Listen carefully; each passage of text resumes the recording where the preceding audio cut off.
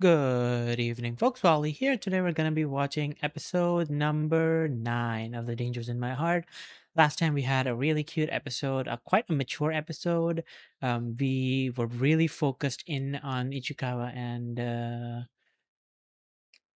Yamada's storyline. We had a really cute home visit, a little sick action, and just overall quite a really sweet episode that both gave Anna quite a lot more characterization and a lot more agency that I've been wanting. The last few episodes have really given her that oomph to where she's coming into her own, and she's definitely playing a big role in getting this ship together. So I'm really looking forward to seeing how all of that winds up, and I kind of want the side cast to also grow. I don't want this to end with just Yamada and Ichikawa getting together. I do kind of want the rest of the cast to also kind of, get together or at least be more part of the story. So, yeah, let's see what this episode has to give us. Episode number 9. Let's jump right into it.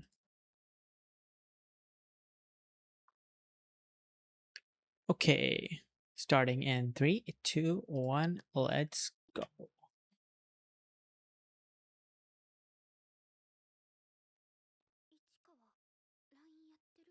Oh,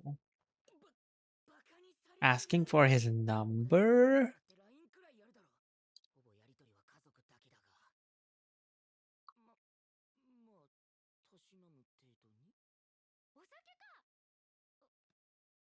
Come on.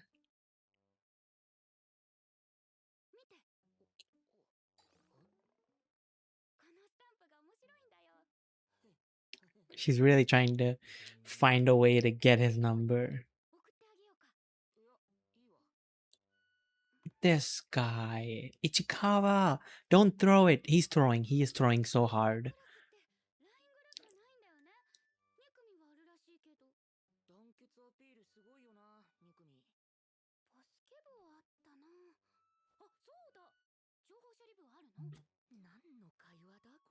She's trying so hard to get his number. Come on, man. Come on.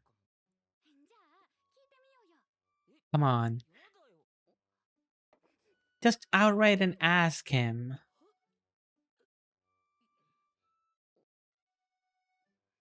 Come on, ask him.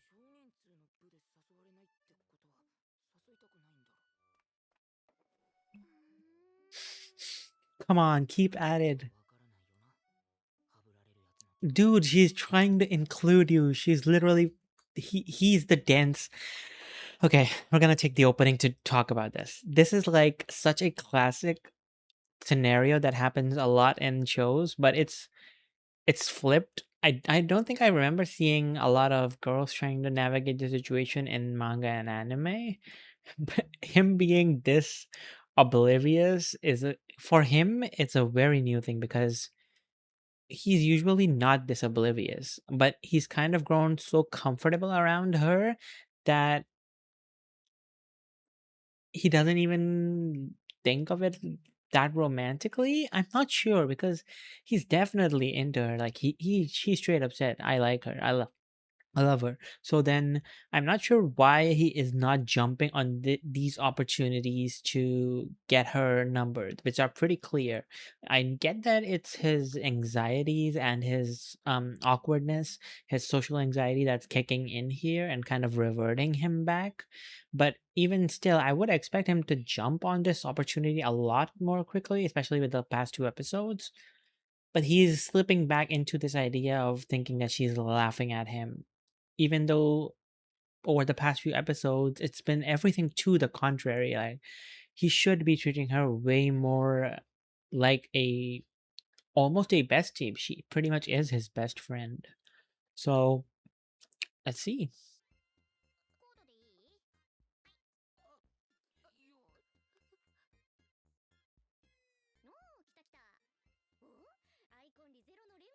Oh, he he's a Rem fan. Oh no. Oh no.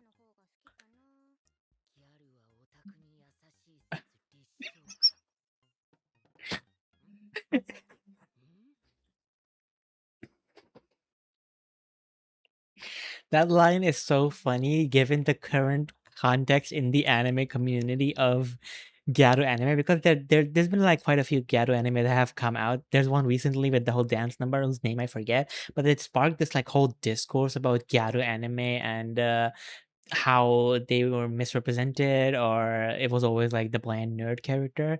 So seeing this show, which aired quite like 4 years before today, I think it's a 2021 show, maybe 2022, something like that. So seeing this show kind of bring that up, like it's pretty, it's oddly on topic. I did not see this coming, but it's funny to see. But yeah, you just saw Moika just have that quick initiative and she just got his number. Now Yamada's all jealous, so let's see.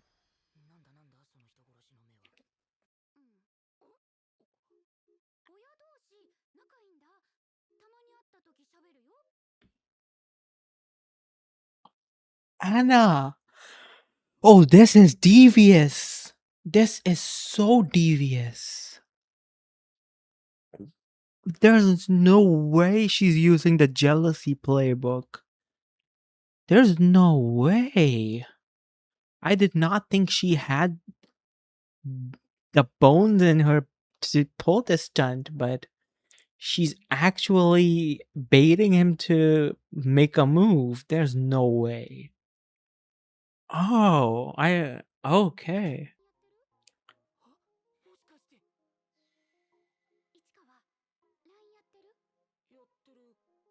Do you get it now? Is he picking it up? Is he picking it up? Is he picking it up? Finally, after a billion years, this is literally this author is just nailing the guy moment memes that are based in reality, where you get hit on by a girl, but like 40 years later, one night in bed, you realize, oh fudge, that's what was happening. This is quite literally the same thing happening in real time. This episode might be my favorite so far just because it's actually finally getting into like them tactically trying to get each other, and it's delving into some tropes and stereotypes, sure, but ones that are just fun to watch. I'm quite enjoying this.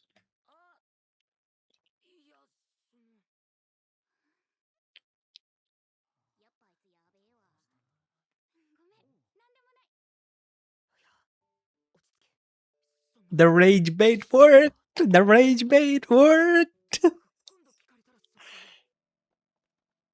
Is this gonna be his playbook?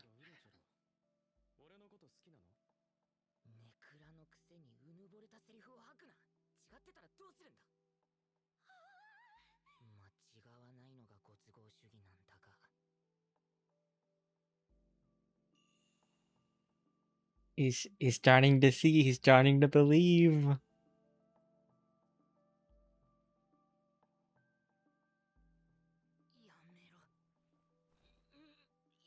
You're so close. Come on, come on. I'm rooting for you, man. You're so close.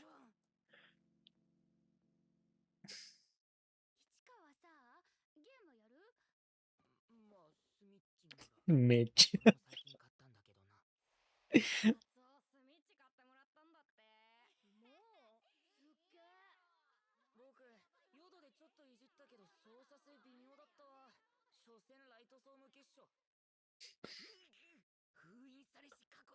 The casual. Oh, he is a snob. He is an elite gamer.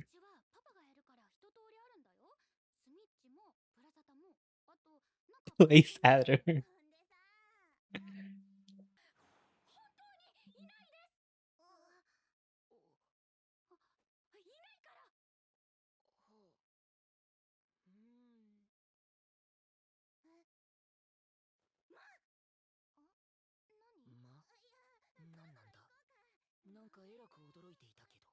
Oh, Nanjo got it. Nanjo figured it out.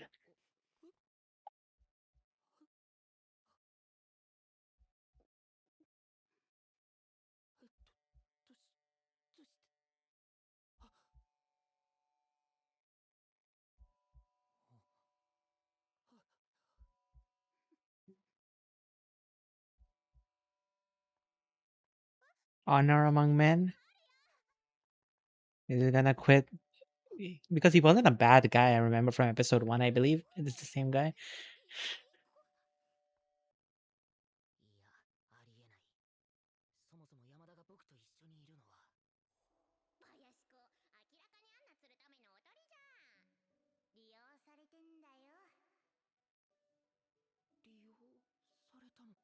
Oh no. Oh, this is bad. Oh no. Oh no, Ichikawa, no. Ichikawa, no.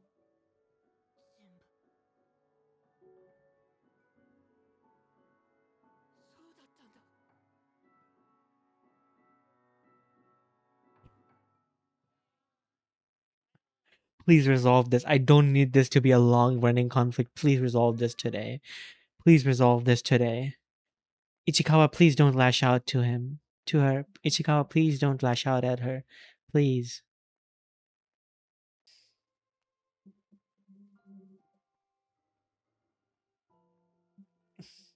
He's gonna burst out at her. He's gonna say something really hurtful, like you're just using me.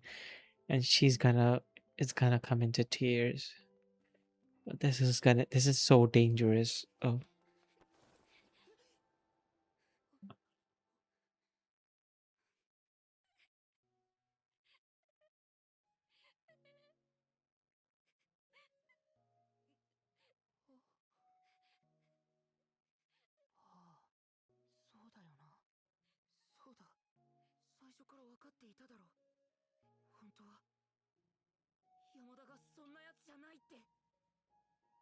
okay.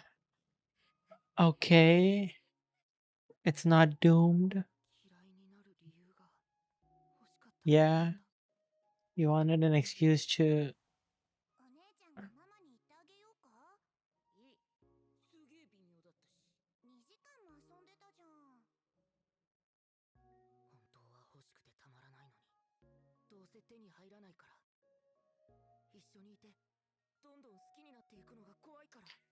Absolutely valid.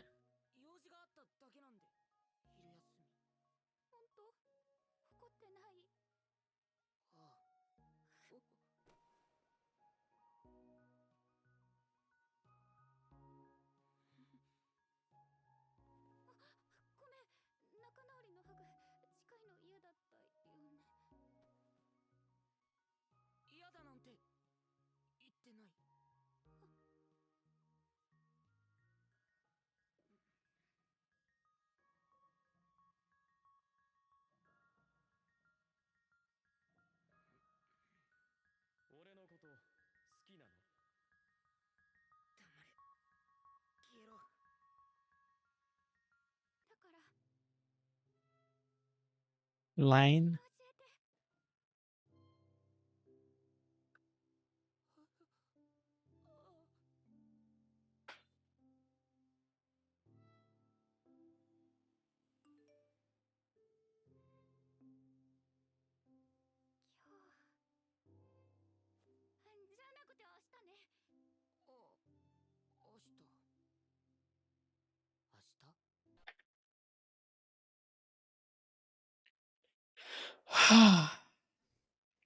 Okay.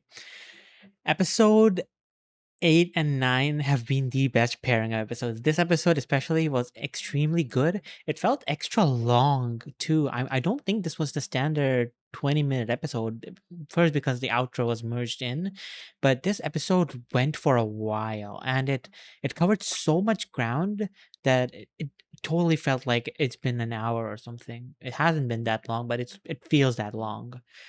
But yeah, this was by far my favorite episode. It gave Anna all the agency in the world. She's making moves, she's doing everything. She's pulling out the playbook, she is doing the jealousy thing.